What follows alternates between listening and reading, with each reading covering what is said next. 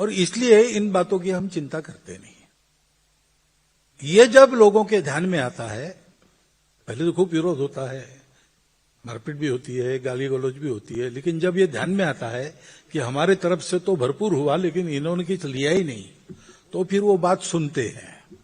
सुनने के बाद उसकी पड़ताल करते हैं। पड़ताल करने के बाद उनको लगता है कि थोड़ा दम तो है इनके बात में, थोड़ा पास जाना चाहिए। ऐसा करते करते वो हमारे बन जाते हैं। ये हमारी प्रक्रिया है। ऐसे ही हम सब जगह काम करते हैं।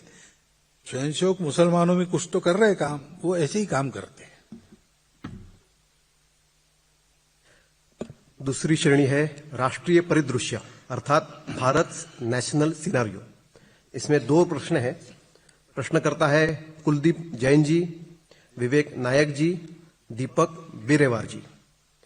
प्रश्न: समाज में आज भी भाषा के आधार पर भेदभाव और हिंसा दिखाई देती है। इसे कैसे दूर करना? भ्रष्टाचार को समाज और व्यवस्था से कैसे दूर करें? और संघ उसके लिए क्या प्रयास कर रहा है? ऐसा है कि पूरे समाज को देखा जाए जगह जगह पर, मुंबई सहित, तो कि समाज में भाषा के आधार पर भेदभाव है, ऐसा नहीं है। ये तरह तरह की बातें उभाड़ी जाती है, तब कुछ लोगों से हो जाता है। लेकिन सब मराठी लोग तलवार लेके बाहर आए और सब अन्य भाषी लोग भाले लेके बाहर आए, ऐसा नहीं है। ये सब चल रहा था तब भी अपने आपस में व्यवहार चल ही रहे थे, दोस्ती चल ही रही थी। तो एक लोकलाइज बीमारी है, उसको सार्वजनिक नहीं करना। ऐसा नहीं मानना कि वो फैली, वो नहीं फैले इसकी चिंता करना होता है। इतना बड़ा समाज है, हर एक आदमी के बिहेवियर की गारंटी कोई नहीं ले सकता, और बातों को उभारने वाली शक्तियां हैं, वो अपना काम करती है। राजनीति चलती है तो उसमें स्वार्थ के कारण भी ये बातें होती है, तो हो जाती है। उसको फैलने नहीं देना, उसके जख्म नहीं होने देना, हुए तो मरहम पट्टी करना, जल्दी से जल्दी उसको मिटा देना। और बाकी समाज ने ध्यान में रखना कि ये बातें फैले नहीं, लोकलाइज रहे, जहां है वहां जिनकी है उनकी, उनके तक सीमित रहे, ये आम बात न बन जाए। इसके लिए हम सब लोगों ने मिलते रहना चाहिए। भाषाभाषी लोगों के घर में जाना चाहिए, उनको अपने घर में बुलाना चाहिए, सुख दुख में भागदौड़ करनी चाहिए। और ऐसा जब होता है तो हमको भारत की एकता के पक्ष में पक्का होकर खड़ा रहना चाहिए। गुंडागर्दी का बंदोबस्त करने की ताकत समाज की चाहिए।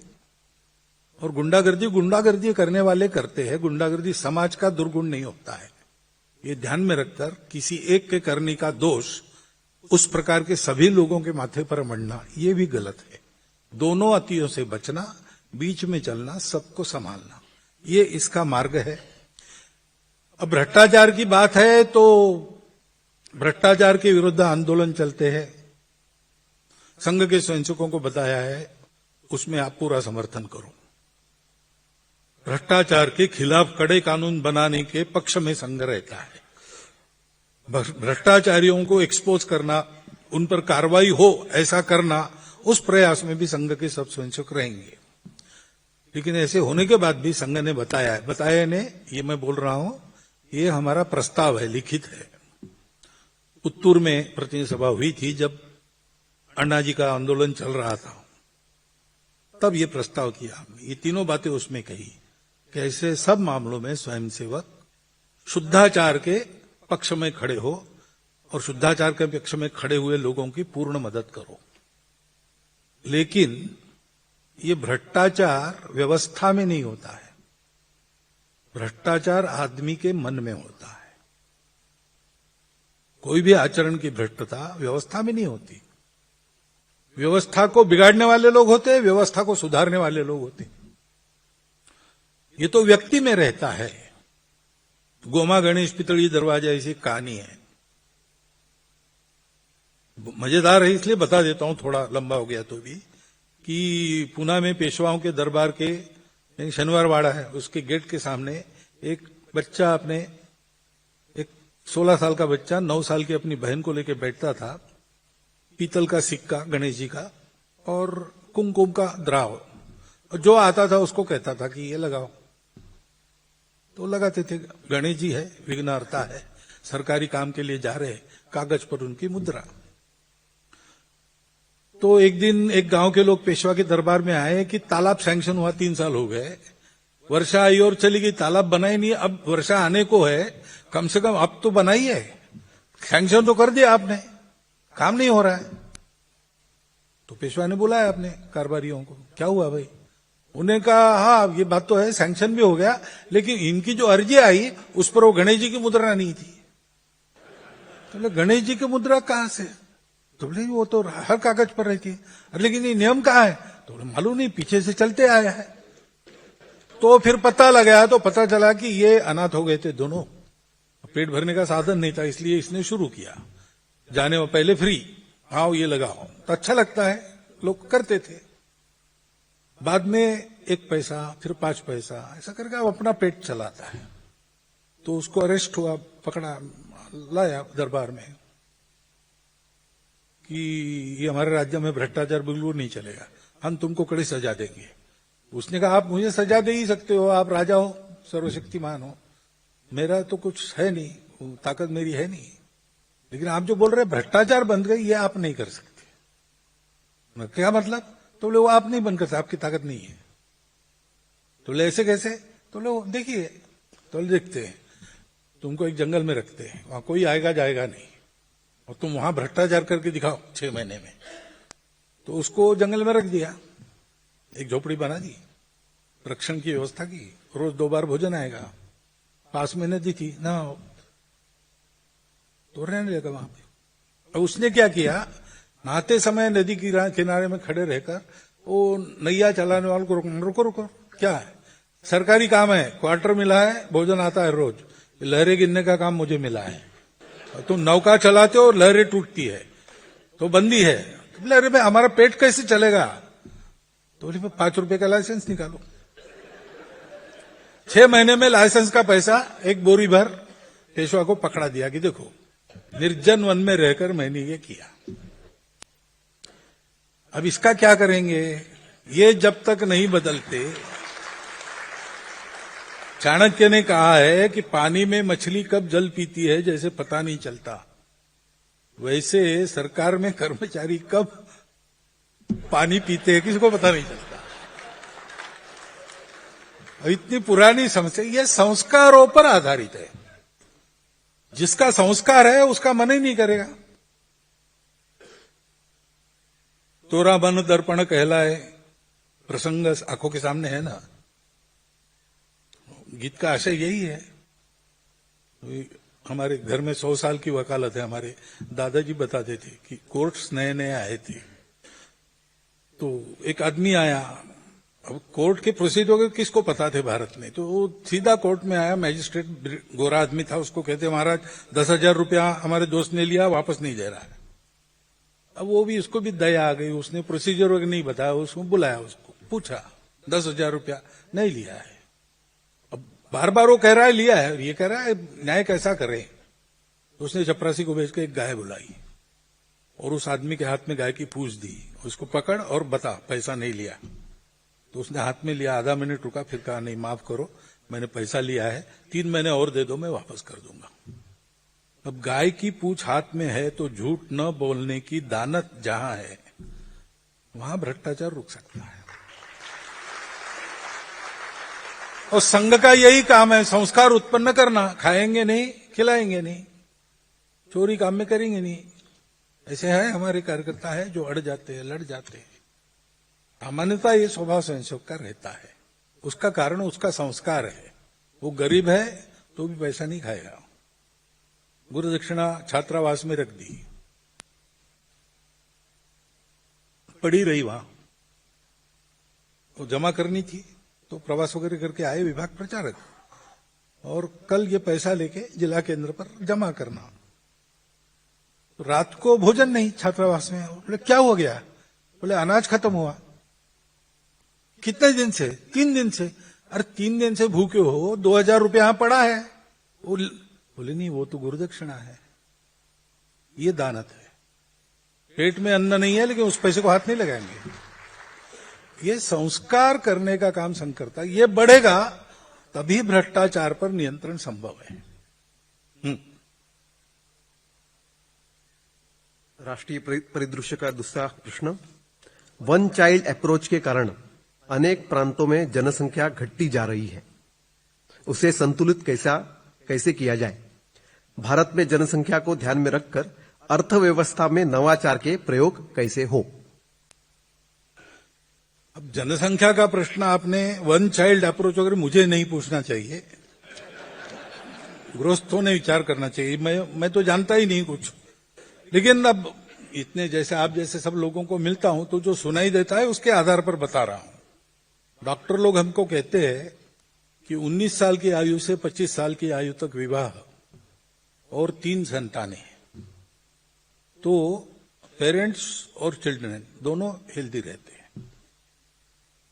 मानस शास्त्र वाले कहते हैं, साइकोलॉजिस्ट कहते हैं कि घर में अगर 3 सिबलिंग्स है तो आपस में जो व्यवहार उनका होता है उसमें से वो ईगो मैनेजमेंट अच्छी तरह सीख लेते हैं। उसके चलते उनके अपने परिवारों में बाद में विच्छेद नहीं होता है, तो परिवार का स्वास्थ्य ठीक रहता है। और पॉपुलेशन साइंटिस्ट कहते हैं कि 3 से नीचे खतरा है और 2.3 से नीचे आप ढलान पर हो।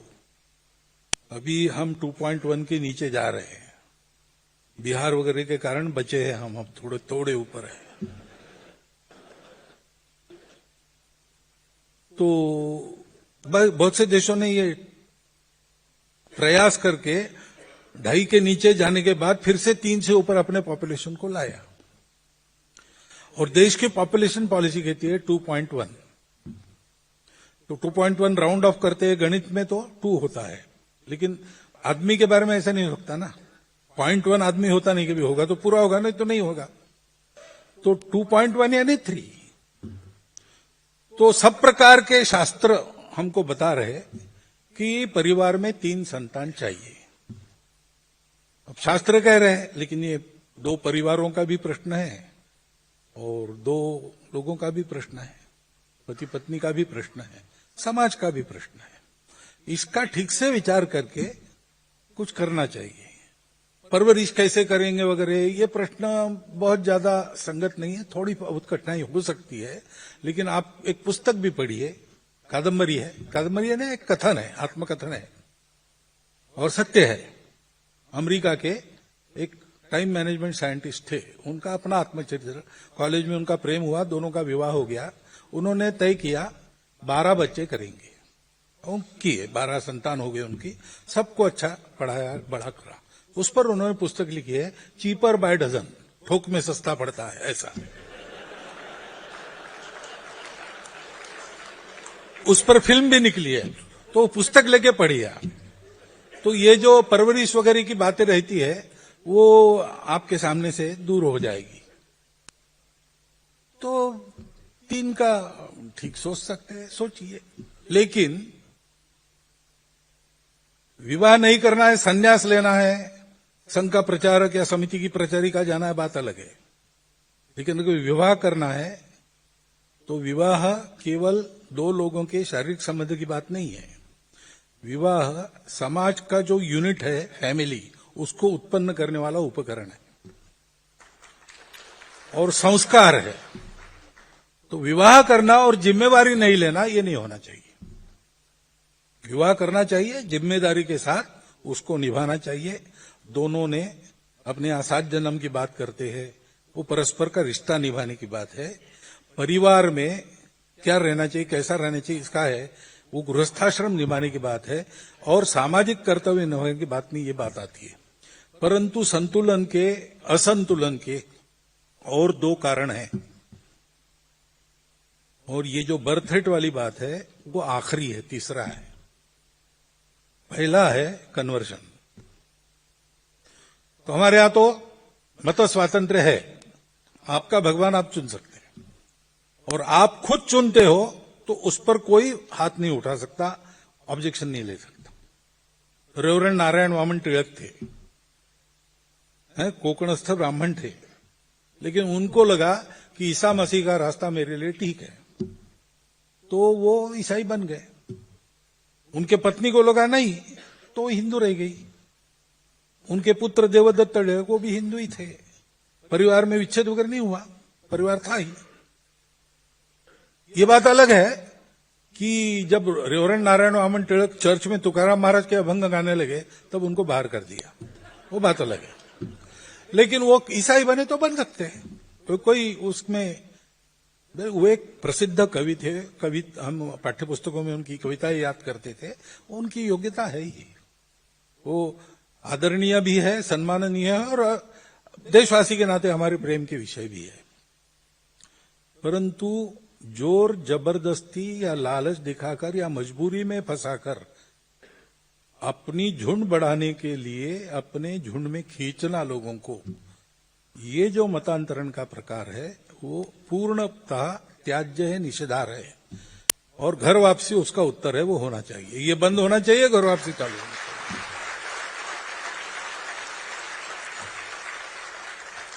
जो आना चाहते हैं उनको घर वापसी में जबरदस्ती नहीं होती, जो आना चाहते हैं उनके लिए रास्ता बनाते हैं। वो एक कारण है। और इसलिए ऐसा मतांतरण बंद हो और जो ऐसे गए और जिनको वापस आना है उनको लेने की व्यवस्था हो। दूसरी बात है घुसपैठ। अब घुसपैठ के मामले में सरकार को बहुत कुछ करना है। डिटेक्ट और डिपोर्ट ये उनको करना है। अब तक होता नहीं था, अब थोड़ा थोड़ा शुरू हुआ है, धीरे धीरे बढ़ेगा। सेंसस होगा या एसआईआर हो रहा है, उसमें ऐसे कई लोग सामने आ जाते कि जिनका नहीं, यहां के नागरिक नहीं है, वो अपने आप कट जाते उस प्रोसेस से। ये भी होता है। परंतु हम लोग एक बात कर सकते, डिटेक्शन का काम हम कर सकते। जो आते हैं उनकी भाषा से ध्यान में आता है, हम उनको डिटेक्ट करें। योग्य अधिकारियों के पास रिपोर्ट दे दे, पुलिस को बता दे कि भाई हमको लगता है कि विदेशी, आप जांच पड़ताल कीजिए और नजर रखिए। हम भी नजर रखेंगे। और हम रोजगार किसी विदेशी को नहीं देंगे। जो अपने देश का है, मुसलमान भी हो, अपने देश का है तो देंगे, विदेशी को नहीं देंगे। ये हम कर सकते, ये करना चाहिए। थोड़ा आंखें खोल के, अवेयर होके आप देखिए आसपास, तो आपको अपने कर्मचारियों में भी, छोटे काम करने वालों में भी बहुत सारे लोग ये मिल जाएंगे। हिंदू समाज के लोगों ने ये छोटे काम छोड़ दिए धीरे धीरे। सब लोग बड़ी नौकरियों के पीछे भाग रहे हैं। इसका परिणाम है कि वहां कोई नहीं है तो इनका रोजगार वहां पक्का हो जाता है। तो किसी का रोजगार नहीं मारना है, लेकिन सब प्रकार के कामों में अपने लोग चाहिए। और जो अपने आप को हिंदू नहीं कहते वो भी है, तो भी वो इस देश के हैं तो उनको काम मिले। ये हम कर सकते हैं, वो करना चाहिए। ये दो कारण है। और अर्थव्यवस्था में नवाचार की, जहां तक हमारी जनसंख्या बहुत ज्यादा है, इसलिए हमको जो भी करना है प्रगति में, वो रोजगार उत्पादक होना चाहिए, रोजगार के लिए मारक नहीं होना चाहिए। तो नई टेक्नोलॉजी आ रही, एआई वगैरह जैसी, उसका परिणाम रोजगार कम होने में न हो, इसके लिए क्या करना? टेक्नोलॉजी तो आएगी, स्पर्धा के लिए हमको उसका मास्टर बन के उसका उपयोग तो करना पड़ेगा। एआई आने नहीं देंगे, ये नहीं हम कह सकते। एआई आएगा, उसका उपयोग हम ऐसा करेंगे कि बिना रोजगार को धक्का लगाए हमारा चलेगा। इसलिए मैंने जो बात कही कल या आज ही कही पहले संवाद में कि मास प्रोडक्शन है, बड़ी बड़ी कंपनियां, हमारी भी एमएनसी में स्पर्धा चलती है, भारतीय कंपनियां भी चाहिए तो वो चलेगी। परंतु हमारा जोर होना चाहिए मास प्रोडक्शन के बजाय प्रोडक्शन बाय मासेस पर। तो हजारों जगह एक प्रकार का उत्पादन हो तो हमारे देश में वो सस्ता हो जाएगा, तो भाव की होड़ नहीं चलेगी, क्वालिटी की होड़ चलेगी। और क्वालिटी का उत्पादन हमारे यहां होगा तो हमारे माल की खपत बाहर भी बढ़ेगी। वो होना चाहिए। और अधिक लोगों को रोजगार मिले, ऐसी मानवीय तकनीकी या जो तकनीकी आती है उसको वैसा बनाकर हमने उपयोग करना चाहिए। ये अगर हमने किया, और उसके लिए दूसरी बात, अपने हाथ से काम करने पर प्रोत्साहन देना और अपने हाथ से काम करने वालों की प्रतिष्ठा बढ़ाना जो आज नहीं है। आपके पास अगर 2 लाख रुपया है तो आपकी एक कीमत है। 2 लाख रुपया जेब में है आपके, लोगों में बड़ा आदमी है। 2 लाख रुपया आप क्या करेंगे? खाएंगे? क्या करते हैं रुपए से? कुछ नहीं, आप खरीदेंगे ना खाने के लिए, चावल गेहूं खरीदेंगे। 2 लाख रुपए का चावल जिसके पास है उसकी प्रतिष्ठा वो नहीं है। जो निरुपयोगी धन है आपका उसकी प्रतिष्ठा है। वो धन जिसके कारण उपयोगी बनता है उसकी प्रतिष्ठा नहीं है। तो ये हाथ से काम करने वालों की प्रतिष्ठा। किसान खेती करता है, खेती करने के लिए जवान लड़का तैयार है, उसके पास नए नए उपाय है, पुराने अपने तंत्र को भी जानता है, लेकिन वो खेती करेगा तो उसको लड़की नहीं मिलेगी विवाह के लिए। कैसे होगा? ये सब ठीक करना पड़ेगा। ये केवल तंत्र की व्यवस्था की सरकार की बात नहीं है। हम सब लोगों को अपने मेंटल मेकअप में सुधार करना पड़ेगा, तब ये रोजगार बढ़ेंगे। अपने यहां हाथ ज्यादा है, उनको काम चाहिए। खाली दिमाग शैतान के घर हो जाते, फिर नक्सलवाद बढ़ता है, फिर शहरों में